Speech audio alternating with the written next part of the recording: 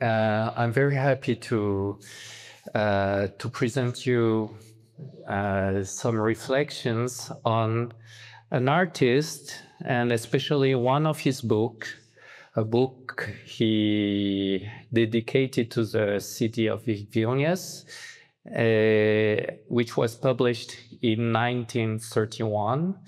Here you have one of the photographs taken from the book, but you'll see lots of them later in my slideshow. My presentation today is linked to an exhibition which was held 2 years ago at the Centre Pompidou Beaubourg in Paris, Museum of Modern Art. And this exhibition was pioneering in the rediscovery of this artist. It brought for the first time to the broader public lots of his photographs, lots of his archive and posters. He was quite a prolific artist, born in Vilnius in 1904. He graduated here. He came to age in Vilnius, and at the beginning of the 1920s, he went to the university, to art school. But at the beginning of at the end of the 1920s, he moved to Paris, and he lived in Paris 4 years and was under the influence of Parisian culture. And I will talk about this at the beginning of my talk, because it will be interesting to think about what an artist born and grown in Vilnius, having spent some time in Paris, brings back home when he represents his native city in a book.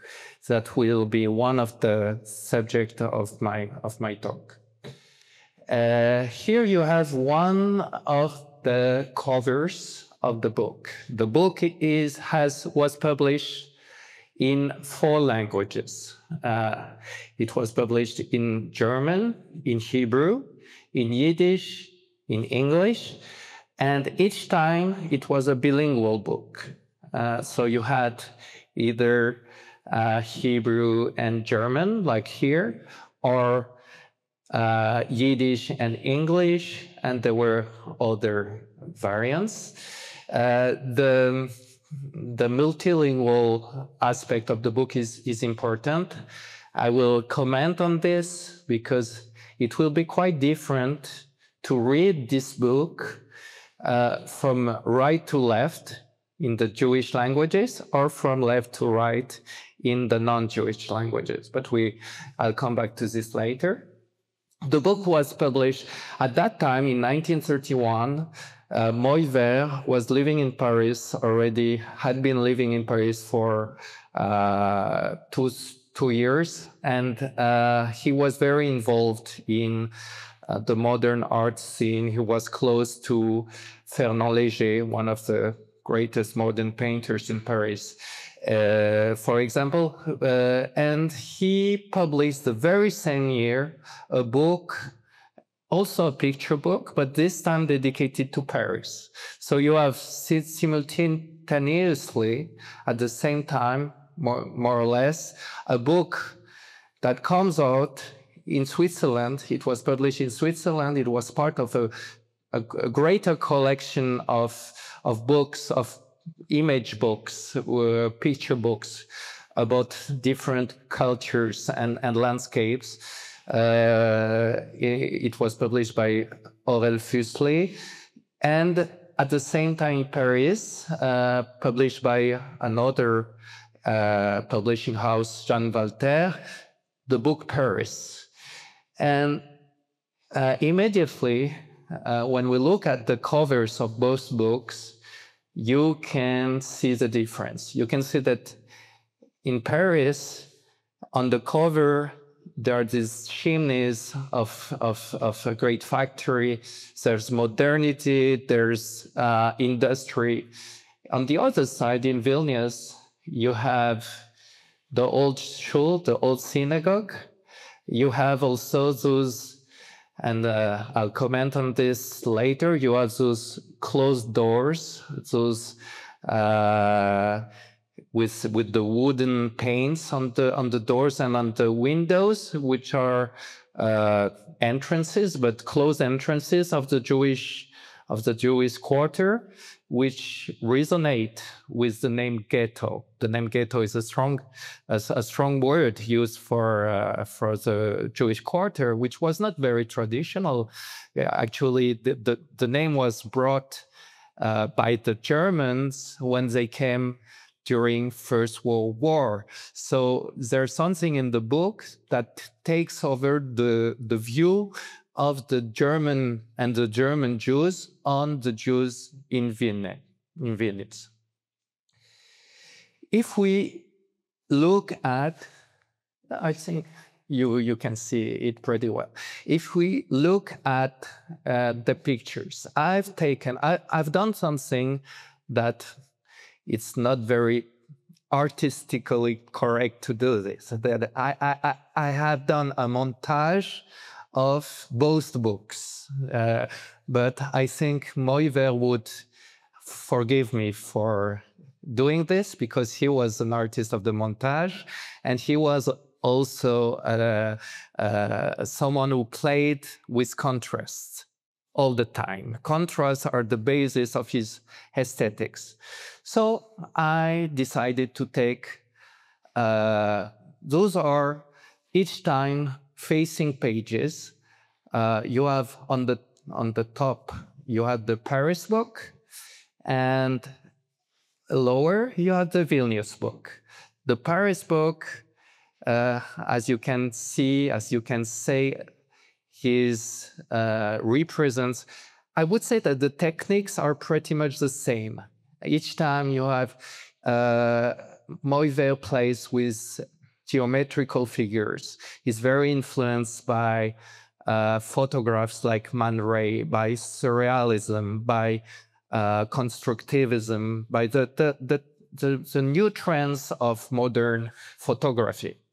But the Vilnius book is a little less experimental, although he remains an avant-garde book. But I would say that the use of the modern techniques is a little more modest in the Vilnius book.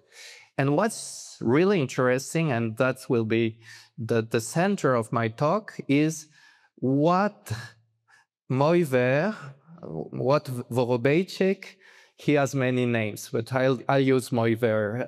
His his real name is Moshe Vorobeichic, but he used Moï Ver in Paris, so at this period. So I will use this name. What Vorobeichic, what Moï Ver chose to represent in his Vilnius book. So let's see another montage. That's my montage once more. On the right, you have the Paris book. On the left, you have the Vilnius book.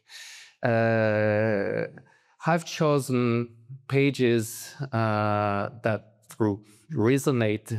There are some echoes. You have on the left, you have once more the old synagogue. That's not the old synagogue itself. It's the Schulhof, the court, the synagogue court. On the right, you have the boulevard. You have the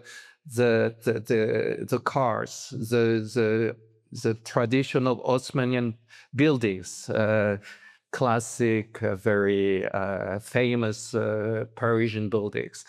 And you can also see that on the left, in the Vilnius book, he plays with the forms, with the montage of various pictures.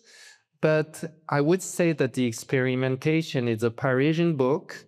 It's probably linked also to the object, to the pictures themselves. The experimentation is bolder. It goes farther. It plays more with various negative, superposed images, and so on. And if you have the chance to hold the books in your hands, by the way, the Vilnius book was republished here in Vilnius 6 years ago, and it's a very good facsimile edition with scholarly work. I recommend you to find it. I think it would be quite easy to find it here. The Parisian book is more difficult to find, and I couldn't. I found it in library, but I couldn't find it to buy. I wanted to buy it, I couldn't find it.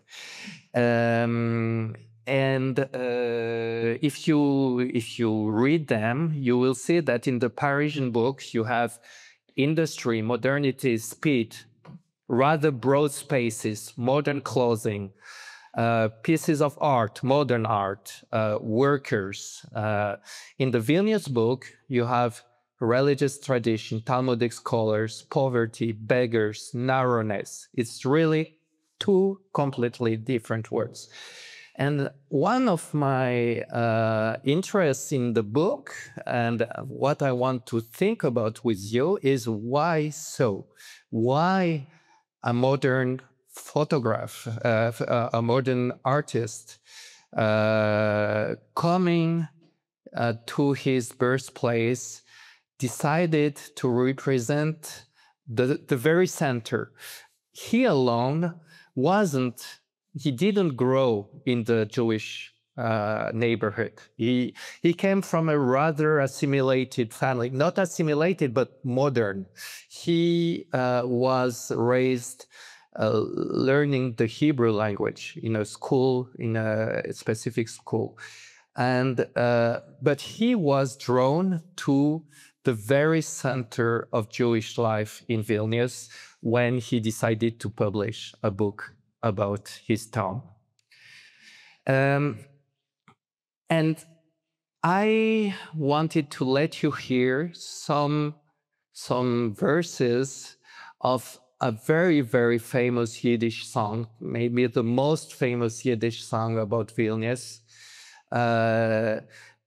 I don't know if you've ever heard, in Israel, you have a very famous song, which is called Yerushalayim Shel Zahav, the Jerusalem of Gold, which mythifies the city of Jerusalem.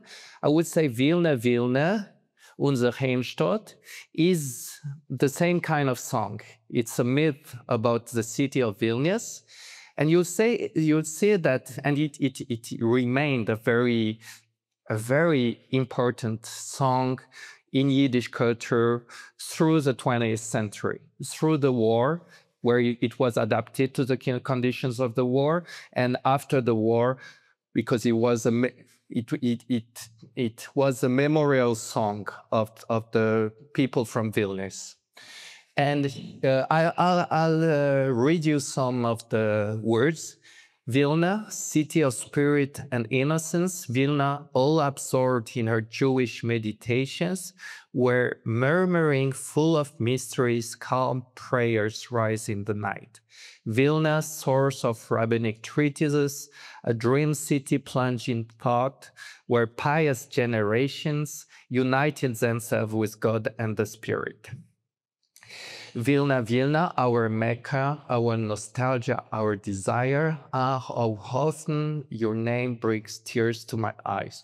It was created in 1935. It was not, but he was already a very nostalgic song. And the first part of the song, he's linked to the, let's say, the old tradition of Jewish Vilnius. The Jewish Vilnius was called Jerusalem of Lithuania. It was a town where everything was linked to Talmudic studies and to prayers, Kabbalah, and this was the legend about Vilnius.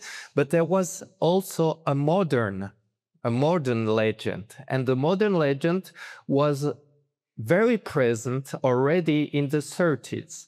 And this legend appears in the second part of the song, which I will read. New horizons open to our minds. That's only a fragment. It's not the whole song. New horizons open to our mind. It is there that the Bund of Vilna passed on its flame to us. The Bund was the main socialist party in Vilna. Vilna wove the first thread of the flag of freedom and inspired its dear children with a proud spirit. So you have the Vilna, which is not linked to Talmud. You have the Vilna where this very important socialist party, the Bund, was created in the year 1897. You have the Vilna of modernity, the Vilna of science. Vilna is a city of the YIVO, the Scientific Yiddish Jewish Institute. So this was also present in the myth of Vilna in the 30s. But this is totally absent from Moï Ver's book. I'll let you hear just one stanza of the song so that maybe you will recognize it if you've already heard it.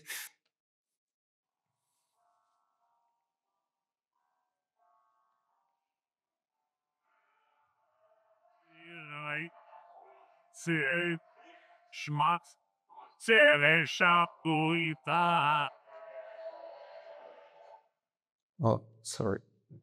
Okay, I think you've heard some of the song. I wanted you to see the words of the beginning of the song, and unfortunately, it stopped the music. It's not important. You've heard some of it. No, I wanted to go to the next slide. Okay. Doesn't stop. Doesn't want to stop.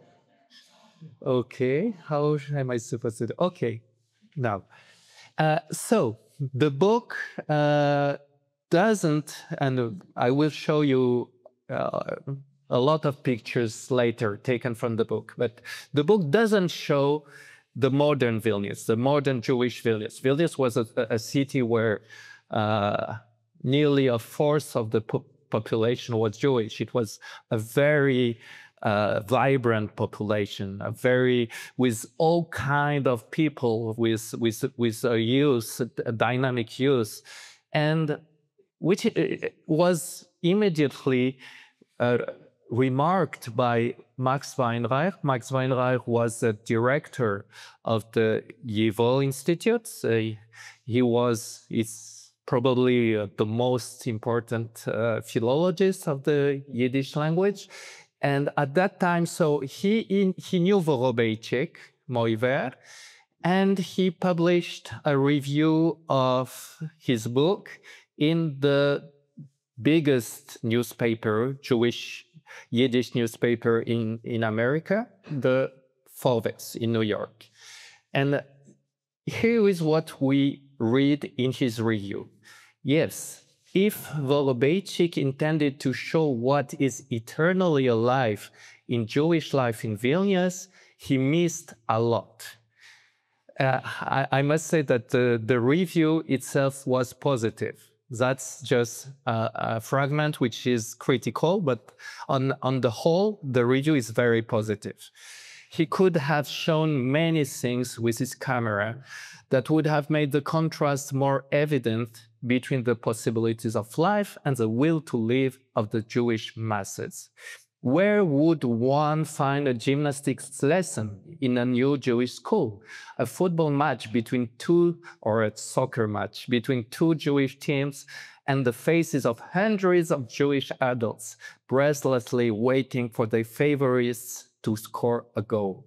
Where is a Jewish workers' demonstration, a large-scale political meeting, the ORT Technological School, a troop of Jewish scouts from the DBN organization? Where is YIVO? So Weinreich has something to reproach his younger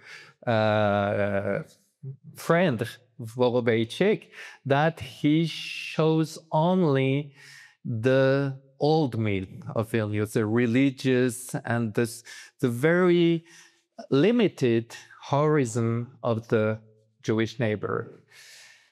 But notwithstanding this critique, these reproaches, Weinreich's reading of the book remains optimistic.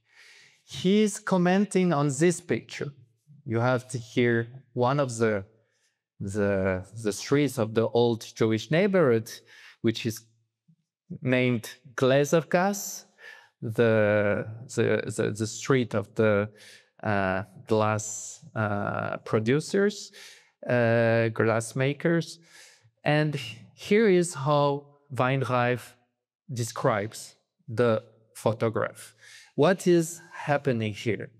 We might expect to be shown stifling narrowness, smallness, but no, the artist did the opposite. In the case of Gläsergasse, he only shows half of a street. In reality, one knows it can be crossed in a single stride.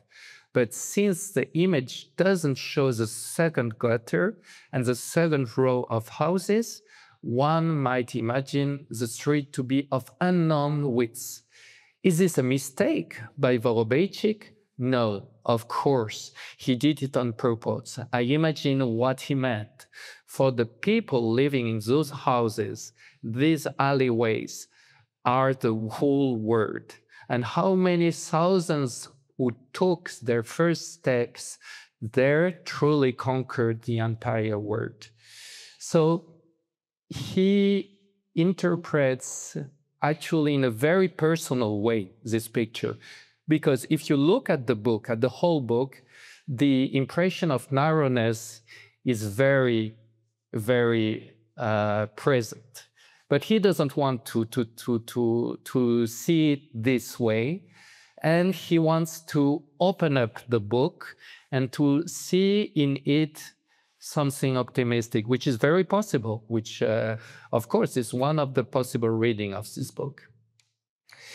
I wanted just to note that Weinreich was probably a follower of Vorobeichic, because when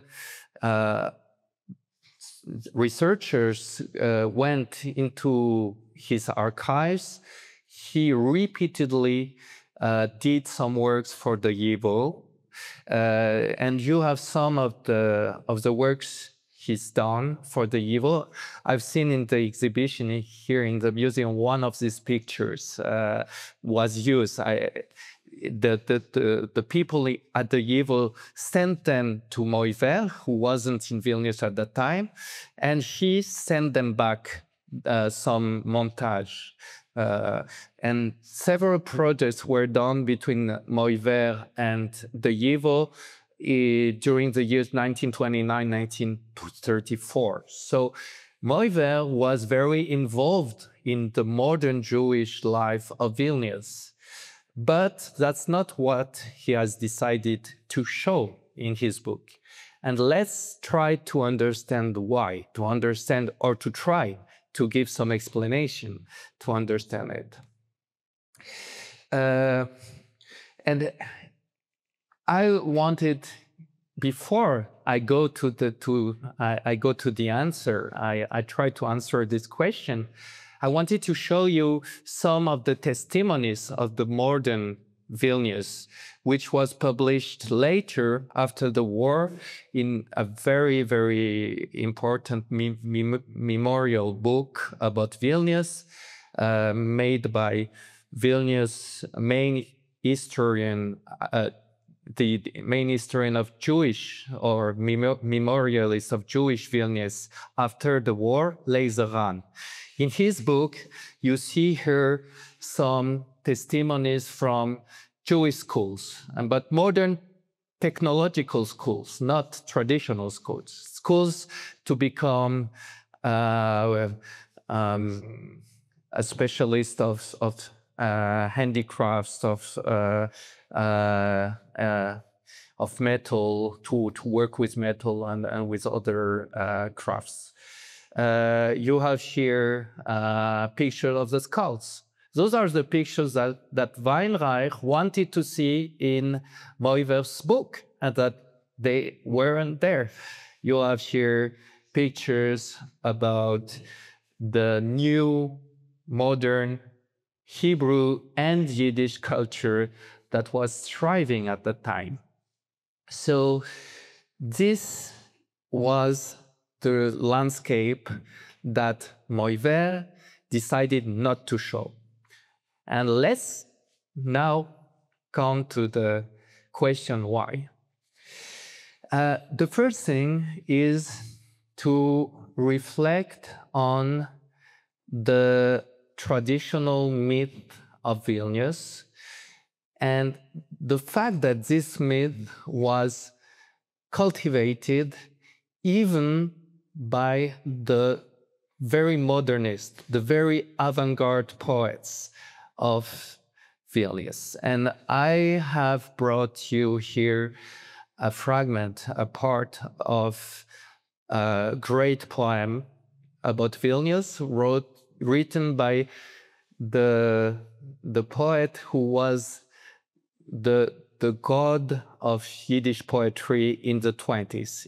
He was the first, maybe, a modernist of Yiddish poetry in Vilnius, and when he came back from Berlin, where he lived sometimes, he was looked upon by scores of young people. He taught Yiddish literature in a high school. He was really the great modernist poet in Vilnius in the 1920s.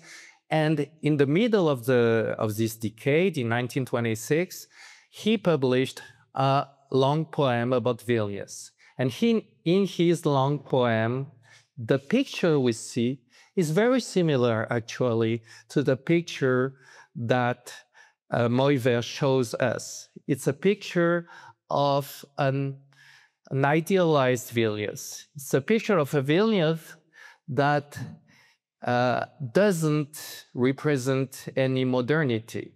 Let's read it. It's also a picture that is very rooted in the old religious tradition. You are a book of psalms composed of clay and steel. Each of your stones is a prayer, each wall a pious melody. When the moon sheds its glow in your Kabbalistic alleyways and your naked splendor shines horribly cold, your joy is sadness, the joy of deep bass voices in a choir. Funerals are your celebration and consolation, the clear, luminous poverty, like the calm summer mist on the outskirts of the city. You are a dark cameo. No, it's not cameo. It's a stone, precious stone, a dark precious stone set in Lithuania, inscribed with old gray ink and eaten away by moth and lichen. And you will see here one of the montage by Moï Ver, and that's the end of the stanza I was reading. Every stone is a holy book, every wall a parchment, secretly lived through and opened at night, when on the old synagogue a frozen water carrier bird turned up stands still and counts the stars. What I find very fascinating in this representation, this poetic modernist representation of Vilnius by the main modernist poet of the time, we have really the same kind of representation by Moï Ver. It's the union, the encounter of religious piety, religious mysticism, and poverty. Those are the two poles, the two main sides of the city. On one side, the poverty, which is symbolized by the frozen water carrier. Nothing is less acknowledged, is less important than a water carrier. A water carrier is the lowest between the lows in social life. He doesn't have any education. He does the hardest work. But he's standing, this very poor man, this very last of the last, is standing on the top of the main building, the old synagogue, the sacred building, the most sacred building. And he, the poorest, standing over the holiest, is the very image of Vilnius. And we have something quite similar, even here in this picture, with this smiling face of this very poor man, one can see from his clothing, be on the top of the old synagogue. The person who wrote the introduction of the book, the preface, is a very important writer, a poet, Zalman Shneur, who wrote both in Hebrew and in Yiddish. But he wrote this preface more as a Hebrew writer. And inside the preface, he inserted quotes from a long poem he dedicated to Vilnius. This poem was published separately in 1923 in Berlin, with illustration by a Jewish German painter. And in this poem, there are very different aspects of the city. But this aspect of the Jerusalem, the second Jerusalem, is very present. And that's what he quoted at the beginning of his preface. And I've translated it. Vilnius, proud grandmother, city and mother of Israel, second Jerusalem in exile, an eastern islet in the north. Your patched gray kerchief, like the roof of the old synagogue, seemed richer, nobler to the eyes of your last children than the gilded helmets and shields of front and pointed towers. So this image of splendor, an antique splendor, which was unrooted and planted again into Lithuanian soil, is very important from the onset. And Moï Ver was sensitive to this aspect, to the representation of Vilnius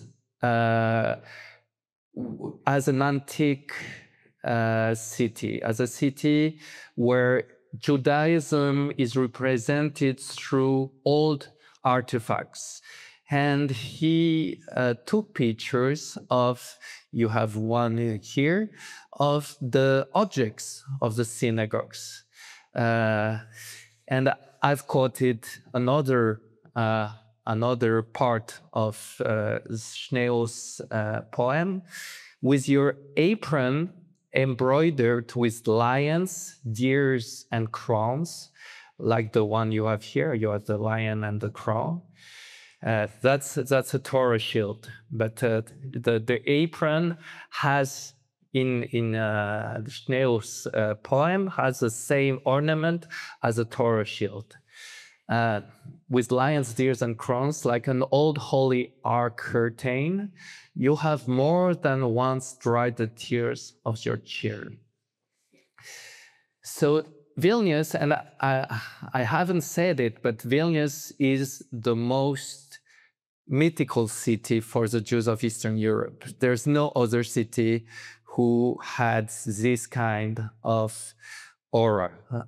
If you compare it to Warsaw or to Odessa, very important cities, but they never had such an appeal as Vilna did. And you can feel it in the poems I'm reading. The presence of Torah, the presence of religious science is of course at the center. And that Moï Ver decided to represent. Yeah, but he represented it, as you can see on this picture, in a very modern way, because what interests him is the visual aspect of the books, and the visual or aspect of the books taken through this very peculiar viewpoint in a diagonal. I read another part of Schnee's poem. The library of Matthäusstraße, it was a part of the whole synagogue, of the great synagogue court. The library of Matthäusstraße, a great petrified mind, that scattered thoughts of the people of the book, the wandering people. He gathered them like the bones in Ezekiel's valley. He lovingly reunited them and arranged them in tight order. Entire truths were resurrected. It's interesting how Schnee takes this part of the prophet Ezekiel to represent the books in Vilnius, the books in this very mythical library of Vilnius. And when one reads the preface, one has to wonder if there is not something of a will to show that Jews have to go elsewhere. Because the poverty, which is really everywhere in the book, this poverty seems to be unbearable. And in the preface, Schnee compares the Jews in Vilnius to the Jews of Masada, which was a very famous fortress in Palestine at the time of the Romans, who resisted to the Roman invasions. And he says, Jews in Vilnius are also, they resist to poverty through spirit. But with this reference to Masada, to this old fortress, you can hear in Zalman Schnee maybe something of the Zionist aspiration. And you can feel it also in the verses I will read. I watched the Jewish children, saw them run to religious school, tender faces, thin, with emaciated necks and large, sad eyes. Poverty had disfigured them. Through it, like through a soiled veil, a delicate and noble skin shone, threaded with green veins. They then seemed to me princes of Judah, prisoners among flaxen-haired Gentiles. This idea that the Jewish children are princes of the old Jewish people. What is certainly, I don't know, I don't have an answer because I don't know. Afterwards, Moï Ver became a very active Zionist, and he moved on to live in Palestine before the war, and he spent 2/3 of his life in Palestine and then in Israel. But I cannot say, I don't have any proof to say that at that time, by representing Vilnius the way he did, he had something Zionist in mind. I don't think so. There's another factor that we need to take to think about, is that the fact that when he created this book about Jewish Vilnius, he was influenced by Western Jews. Western Jews had a very different view on the Jews in Vilnius than Eastern Jews, because they thought they've met a lot of German Jews met with Jews in Vilnius during World War I. And they discovered those brethren, those distant, faraway brothers they had not seen for centuries. And they were very interested in an ethnological fashion, in the way they looked, the way they moved. They were looked very differently sometimes. They were looked upon. So some people idealized them, but mostly they were despised, or not despised, but they were looked as primitive types. And this look of the Eastern Jew as a type was brought back to Germany after World War I. And you have here two illustrations. No, you have one illustration by the painter Hermann Struck, who published a book called The Jewish Face, which illustrated what he brought back from Vilnius, because he was a soldier in Vilnius. And the same Hermann Struck illustrated the poem that I've read. Zalman Schneer's poem was illustrated by him, which means all those people, the Jews from Eastern Europe, Schneer comes from Shklov, which is in Belarus, and the Jews of Vilnius, like Moï Ver, they were in contact with the Jews of Germany, and they shared some of their projections on their hometown and on their Jews over there. And this is very salient. This is obvious when one compares. Those are images taken from the book I've shown, The Jewish Face. And on the right, you have images. Oh, it's not the same. Yeah, it's the same direction. On the right, you have images from Moï Ver's book. You can see how the composition is the same, how the type is the same. It becomes even more obvious here with this woman with her veil around the hair. And you see the isolation of the figure.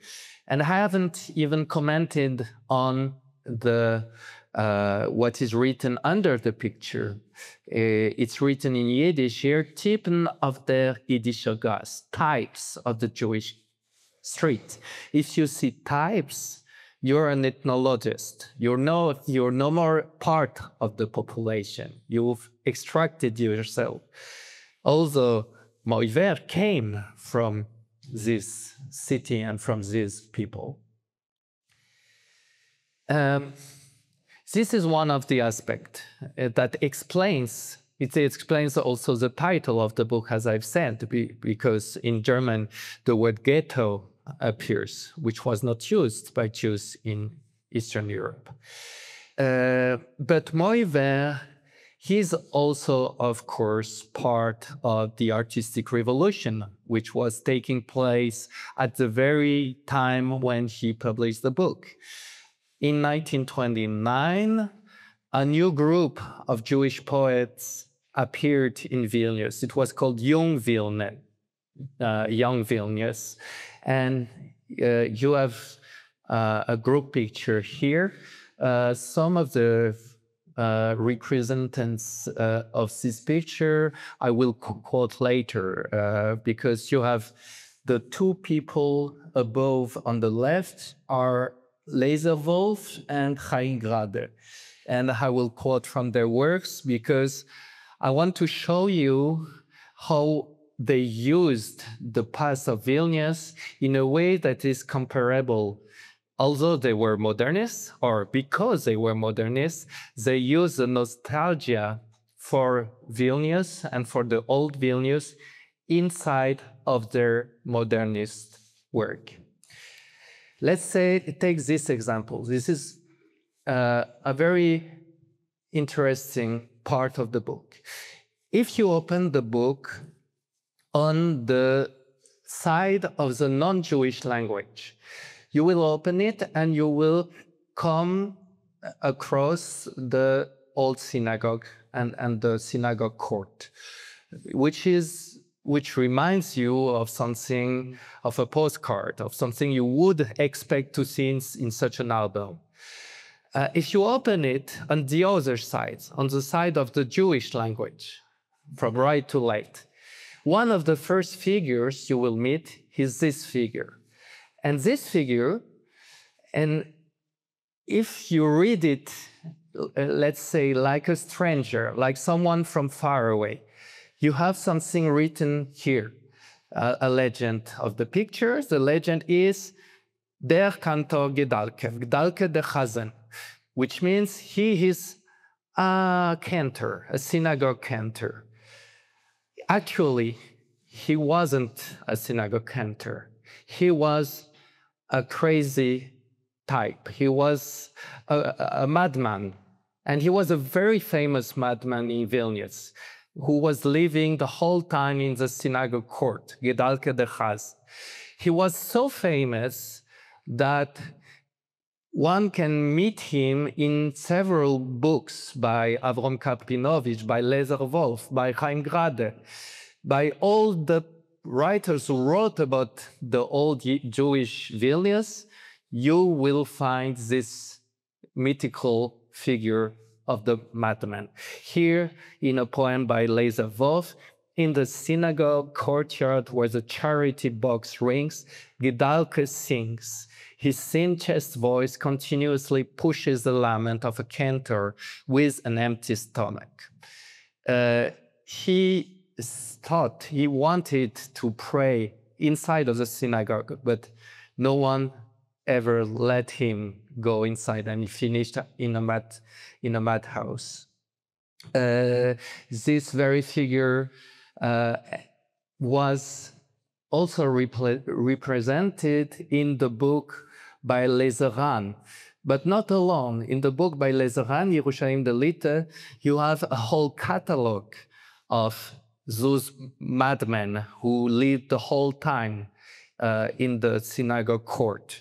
You have Gedalke, and you can see that Lezeran took over the picture by Moï Ver.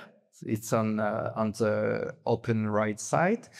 You have also Rochele, the lady of the courtyard. It was a mad woman who thought she was a very important aristocrat.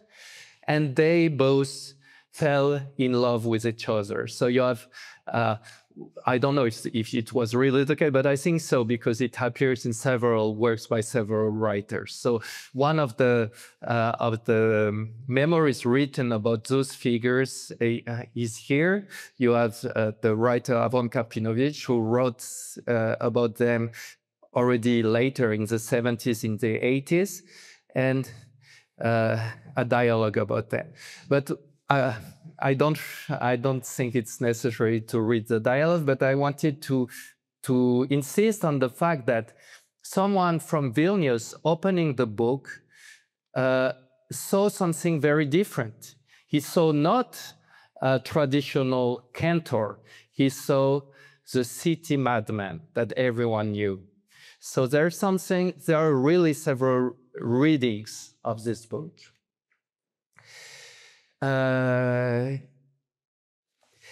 The Schulhof, the courtyard of the Great Synagogue, is at the center of Moï Ver's book, and it is also at the center of many of the productions after the war.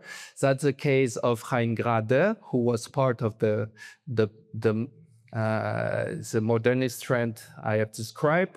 Here you have one of the cover of one of his books, where you find three short stories that take place inside of the courtyard. This is also the place where Chaim Grade grew up. So Chaim Grade is probably the best person for us to understand what was the feeling of people going through and walking through the Jewish neighborhood at that time. And that's why I will quote some of his description of the old Vilnius, which echo with Moï Ver's pictures. Here you have one of the stories in the book I've just shown you. The street, this is a picture about the beggars, and on the right side you have a page from Moï Ver's book. Not the beggars, the workers, the carriers. The street is still and empty under the heat of the sun. No customers in sight. The shopkeepers have all closed their shutters and doze in the dark. A young porter, Oke the redhead, tall as a baker's paddle, leans against the shutter of Avigdor's large flower shop. The sun roasts his head, but he is too lazy to move into the shade or even chase away the flies gathering of his nose. This is really a description that fits to the picture we have here on the right.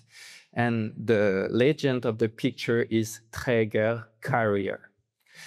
In German, it's something different. It's Tagelöhner, which means people that were paid by the work they did in the day.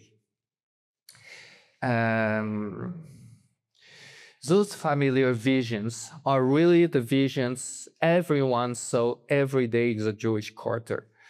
On one side, and I quote here something that is a description by Chaim Grade, this great writer of Vilnius, where he describes his own mothers and another woman as selling apples on the door shell, on the door at the entrance of their house. On one side of the gate sits Blumele, and on the other side, my mother.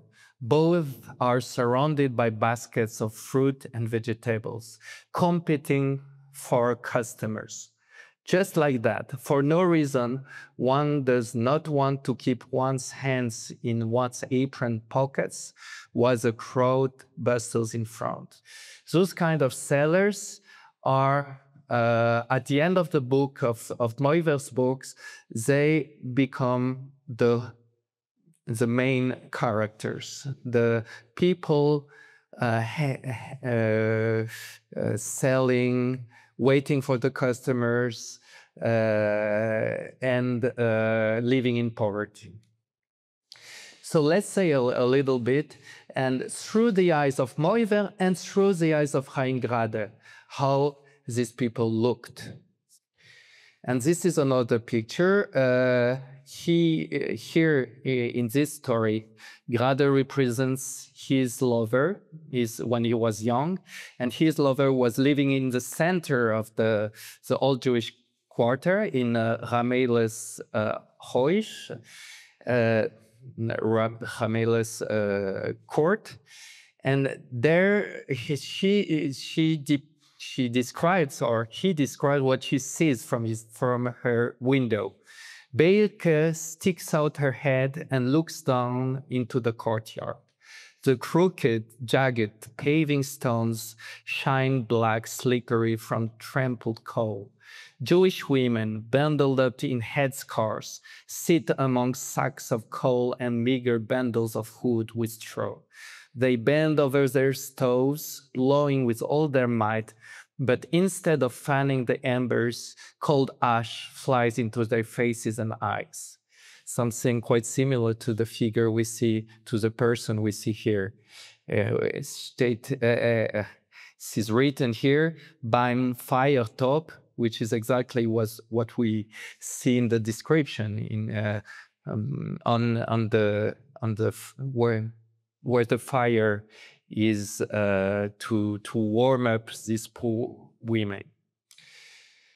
Another example, and Moï Ver gave life to the buildings themselves. And here you have a building, a typical building of the old Jewish quarter. neighborhood, and you have a typical description of this kind of building, once more in the eyes of this young woman living there.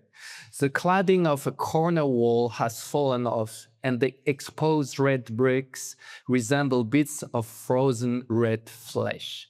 Tin gutters coil on the walls, hanging like snakes on trees, mouths wide open. A chimney cranes its long blackened neck, anxiously gazing at the gleaming roofs of rich houses with whitewashed bulging chimney. Because you had the Jewish quarter and you had the richer neighborhoods, which were really not far away. Another very interesting picture from the book showing a market day in the Jewish neighborhood with the crowd. You have a good illustration as well of the legend here is in German das tägliche Brot, which means to win daily bread, and in Yiddish it's Chaim shel Parnasse, which means more or less the same, but it's a fixed expression. And here is a description. Veilke looks and she sits. She looks past the vaulted arches of the ghetto and sees a swarming of people in the winding alleys. Over there, shopkeepers and traders scurry about like cockroaches. A very harsh description, but she was a young lady from a shtetl, and for her, it was appalling to see what she saw. And she had one dream, this young lady, is to flee to the USSR. She was a communist, and that's a problem in the story, actually. The harshness of everyday life is everywhere, and here you have a picture of beggars, probably beggars, maybe not. And I quoted from a story by Grade from the same book. The book is called My Mother's Sabbath Days. You can find it in English, so it's really a great book. And you have this description of the beggars who swarm, literally swarm the area some days.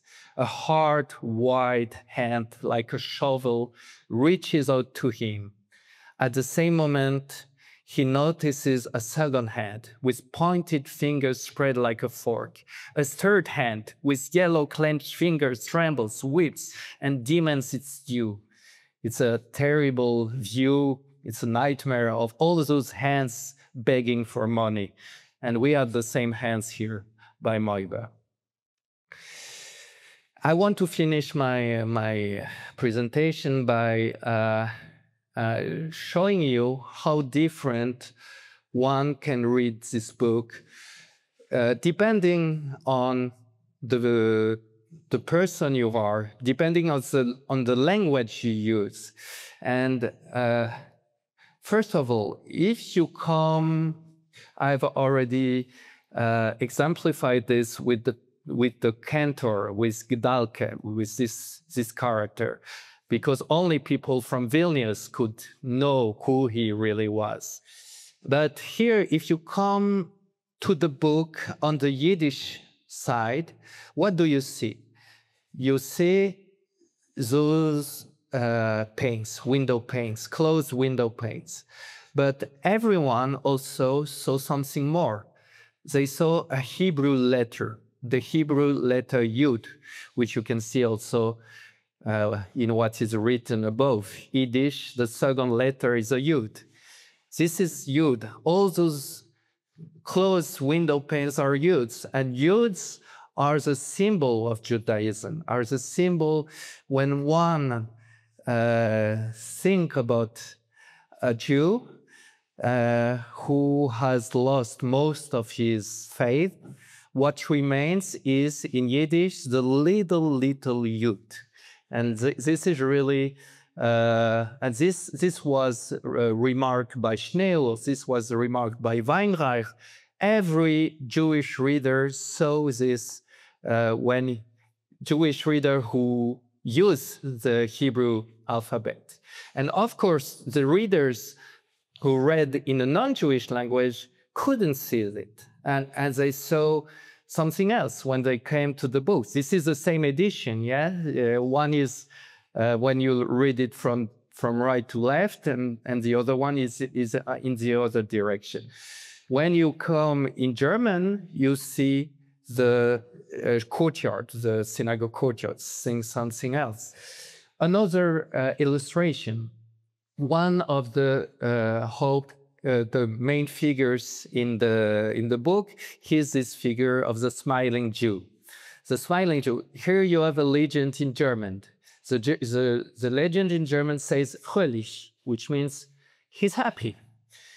In Yiddish, the legend is La Yehudim. And La Yehudim means literally for the Jews.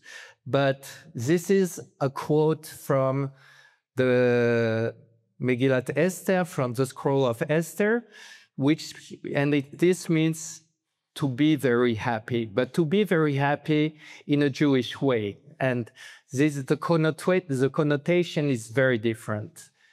And to finish, this is one of the most remarkable pages of the book. I want to comment on this. In this image, you have the exclamation mark, of course, but you have also one of the arch, the very famous Arch of Vilnius, one of the symbols of the old Jewish quarter, a neighborhood. And you have this man. The man appears also separately in the book. He has his own picture. He's in the middle of the mud of the old quarter, of the old neighborhood. But he's maybe the only